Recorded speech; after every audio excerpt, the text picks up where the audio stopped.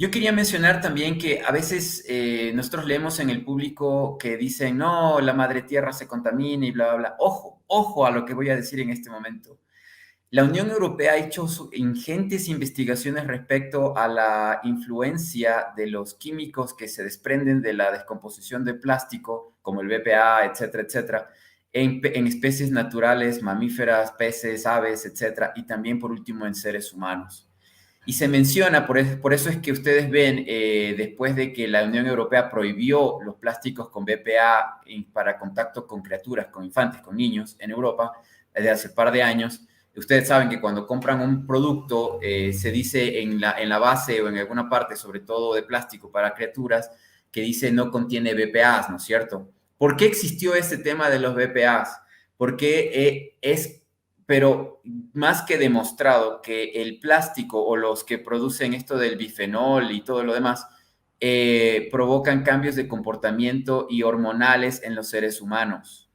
Entonces, cuando tú tienes una influencia muy grande de bisfenol, por ejemplo, alrededor de ti, consumes mucho de esto, incluso, y perdón que lo vaya a decir para aquellos que sean progre o woke o lo que sea, puede provocar disfunción eréctil y también trastornos de personalidad como la homosexualidad. Perdón que lo diga, pero está más que comprobado, y ese incremento de la incidencia en infantes que no saben si son niños, niñas, niñas o lo que sea en el siglo XXI, tiene que ver mucho también con la gran influencia que tienen o el uso, el abuso que los padres le dan del uso de plásticos, incluso que se calientan en microondas. Es una devastación, es una contaminación, hipercontaminación autoinducida de los seres humanos por la publicidad, ¿no? El plástico es práctico, el plástico es fácil, el plástico lo embodegas, lo guardas, lo sacas de la refrigeradora, lo calientas y tienes la comida lista en momentos, pero no tienes idea el daño que te estás provocando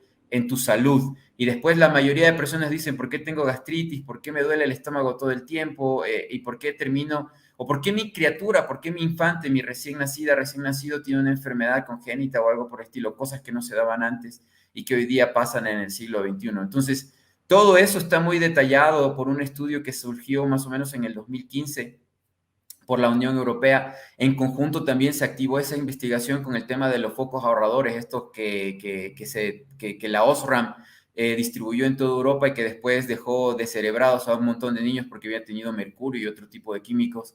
Y los europeos decidieron, los europillos, como usted bien lo menciona, profe, decidieron actuar porque ya era muy grande el número de infantes que habían sufrido estas contaminaciones químicas. Entonces, en Europa ya no se utilizan mucho de estos productos. Por ejemplo, con ese ejemplo, yo en el caso familiar mío, mi hija jamás utilizó no sé si les dicen mamilas les dicen en México, Mamila, sí. nunca usamos de plástico jamás, y mi hija jamás ha tenido un problema estomacal, excepto porque le dé alguna porquería, como dicen las abuelas de dulces, en mi caso particular, pero más allá de eso no. Y mientras tienes un montón de niños y criaturas que tienen demasiadas complicaciones estomacales, etcétera, etcétera. Entonces, el plástico en sí es el gran engaño del siglo XXI y es una gran publicidad porque provocó que la Coca-Cola, Nestlé y muchas marcas lograran vender millones de agua que puedes sacar de la llave, del grifo, del caño, como le puedas llamar en tu país, que ellos la embotellan y te la venden por un 200-300% de ganancia. Entonces, ese que estamos viendo, ese es el efecto, ¿no? Y también el tema de la ropa barata, ¿no? De las marcas multinacionales, H&M, Zara, etcétera, etcétera, que meten mucho plástico en la ropa para hacerla más barata y que terminan luego en un desierto. Y ojo que esa tela ni se puede quemar como el algodón, ni se puede reciclar porque son fibras que una vez usadas y rotas no se pueden volver a refabricar. Es imposible hacerlas. Y hacer tela con PET, con lo que estamos viendo en fotografía, las botellas de bebidas, es imposible. Es que el reciclaje es la gran mentira, el gran engaño. Y a nuestros niños en la escuela, desde el primer grado, les están enseñando a conseguir tapas de botellas, botellas por todo lado, hacer artesanías con las botellas, porque eso es lo que quiere la Coca-Cola, eso es lo que quieren Nestlé, Unilever y las grandes mega empresas productoras de plástico y consumidores de plástico en el planeta.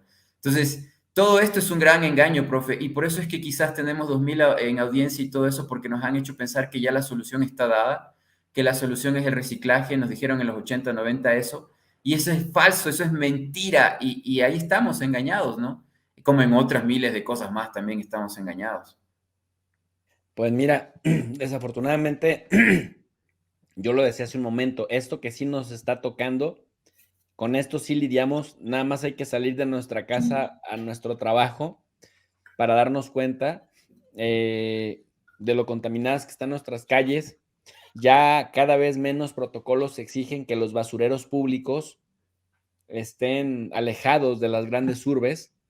Es cuestión de que salgas de tus ciudades en América Latina y a los 5 o 6 kilómetros empiezan a ver las zonas pestilentes justamente por los basureros que se ven. A eso súmale todos los negocios aledaños que existen, como justamente la trata de personas, la evasión de impuestos y enfermedades que se pueden desprender de esto. Fíjate, quiero compartir contigo, Hugo, y con la audiencia que nos está viendo, que Estados Unidos, por más que dice que el Acuerdo de París, que la reducción para fastidiar a China y a la India, que el COP27, sí, tenemos que virar hacia los autos eléctricos, puras patrañas para seguir haciendo del ecologismo o del ambientalismo negocios, pero Estados Unidos no es miembro del Convenio de Basilea.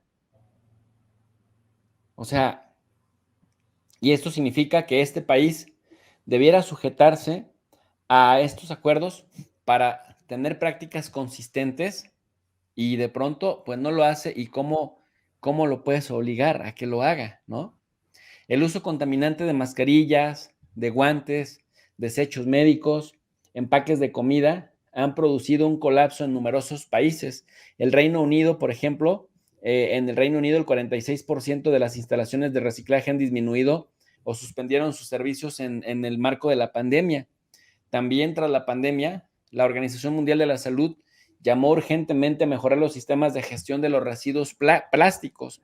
Se calcula que hay unas 87,000 toneladas de equipos de protección personal que habían sido adquiridos entre marzo del 20 y noviembre del 2021, que acabaron finalmente convertidos en residuos una vez que se utilizaron, porque también hay que decirlo, muchas de estas cosas son de consumo de una sola vez. O sea, imagínate la contaminación que se llevó a cabo ahora con las mascarillas en la época del COVID. ¿No? Una cosa tremenda. Y dice el estudio que la producción de plástico reciclado ha crecido considerablemente en las 2 décadas anteriores y que entre 2000 y 2020 el aumento fue de 327%, pero que todavía se trataba de un mercado muy pequeño que solo constituía el 6% en la materia prima para nuevos productos plásticos y que finalmente se espera que para 2025 Naciones Unidas presente una reglamentación internacional que aborde la producción de plásticos, señalando asuntos como su reducción, tipos de plástico que se pueden fabricar o la prohibición de aditivos tóxicos. La mala noticia que si no es el Consejo de Seguridad, la Asamblea General de Naciones Unidas no necesariamente tienen vinculancia o son obligatorias. No Son son vinculantes. recomendaciones simplemente. Se prolongó la COP27 en Egipto porque no llegaron a un acuerdo, supuestamente, entre las posiciones de los países del tercer mundo, subdesarrollados y gran contaminantes, con los países del primer mundo que sí entienden supuestamente lo que se debe hacer con respecto al cambio climático. Y yo estaba analizando este tema en el día de hoy porque yo nunca he creído ni en la COP ni en ninguna de estas organizaciones que son un engaño y un paliativo o un placebo, pero yo creo que nosotros en América sí deberíamos implementar una corte penal para hacer vinculante este tema de la contaminación de las grandes compañías transnacionales, incluyendo también a estas refinadoras de petróleo. Que aquí viene el problema, ¿no? China y Estados Unidos tienen las megafábricas de refinamiento de petróleo más grandes del planeta, más contaminantes, pero que producen la mayoría de estos plásticos. Ellos con sus grandes inversiones van a decir, ¿y qué hago yo con mi planta?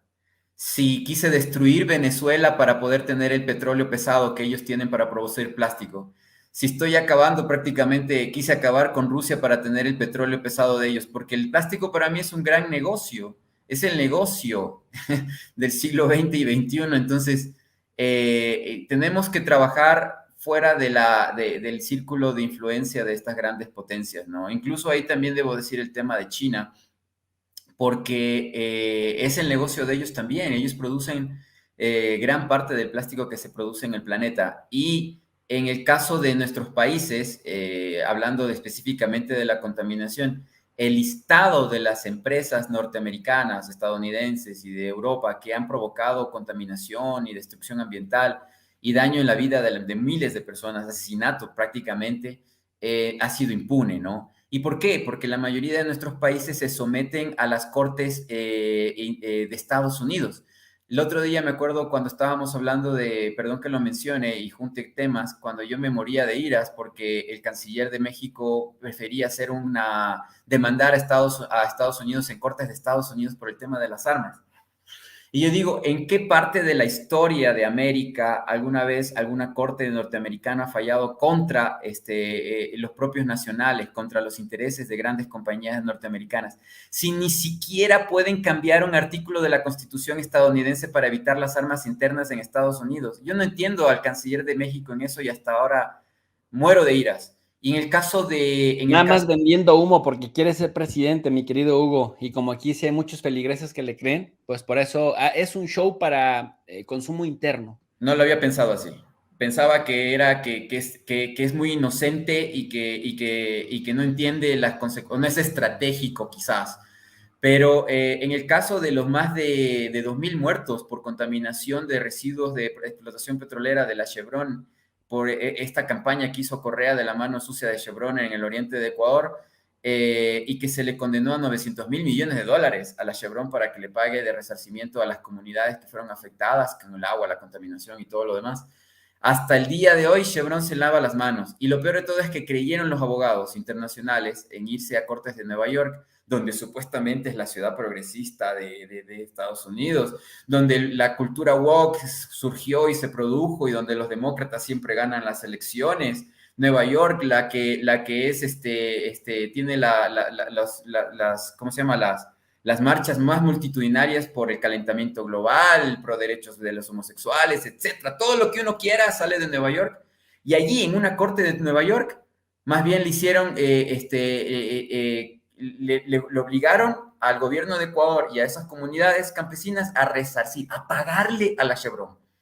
Entonces, no podemos seguir con esta estrategia de querer convencerle a los culpables de dejar de hacer el delito. Lo que debemos crear es cortes en nuestros territorios, que sean vinculantes en nuestros territorios, para exigirle a aquellos países y a aquellas compañías internacionales, Coca-Cola, Unilever, Nestlé, y todas aquellas que hacen incluso publicidad engañosa mostrando sus productos como parte de la cultura familiar de nuestros pueblos, porque nos afectan con el tema familiar porque saben que los latinoamericanos somos muy familiares y ahí es donde venden el tema de las bebidas, ahí es donde venden el efecto de nuestros hijos, de nuestros parientes, nuestros padres, hermanos, que los amamos y por eso les compramos esos productos, que todos son plástico, mayormente nos venden plástico. Ojo, público, de una botella de Coca-Cola, el 65% de la ganancia de Coca-Cola no es la bebida, es la botella que te están vendiendo, ¿ok?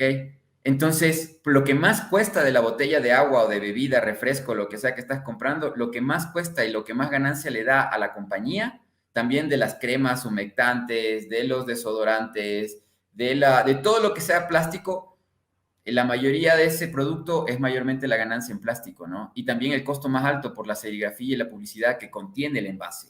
Yo sé de eso porque trabajo en eso, he trabajado en eso por años. Claro que la política me ha dado más dinero, por eso es que me he metido en ello, pero es muy terrible el tema del engaño, es Presumido. muy, muy terrible.